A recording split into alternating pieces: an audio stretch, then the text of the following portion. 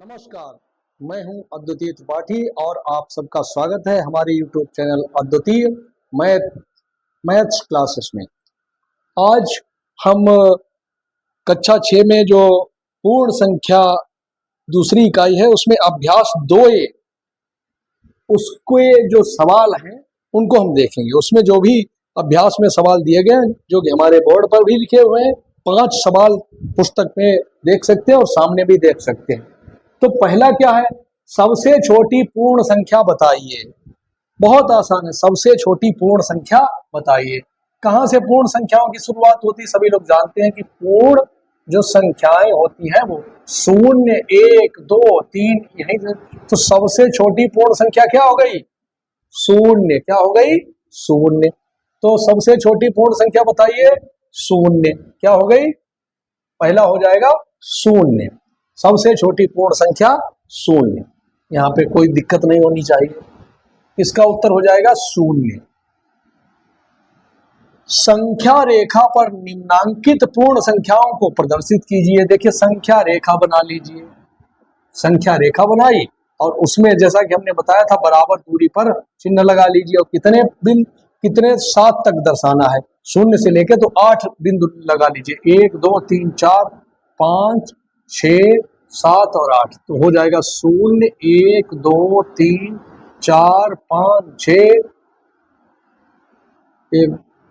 6, 7। 0, 1, 2, 3, 4, 5, 6, 7 ये संख्या रेखा पर प्रदर्शन हो गया 0 से लेकर 7 तक की संख्याओं का। सवाल नंबर 2 का यही हल होगा। ये हल है।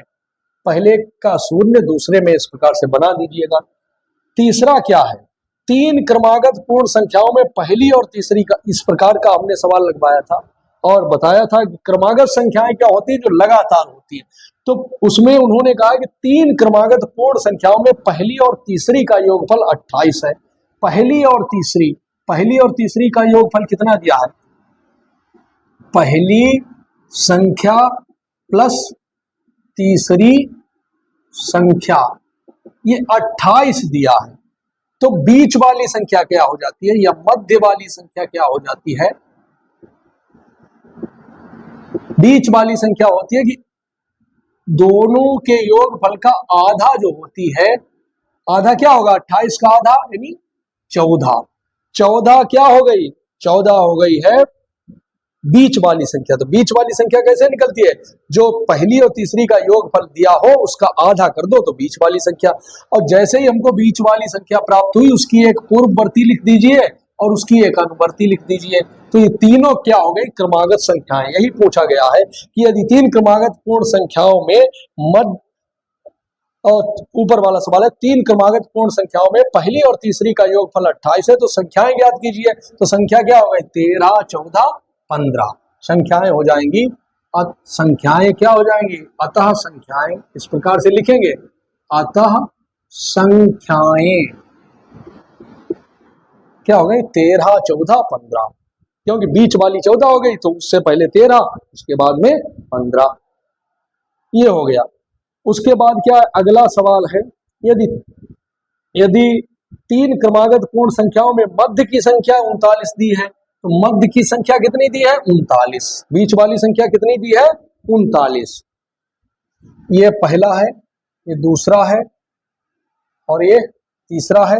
और यहाँ पे हम चौथे की बात कर रहे हैं।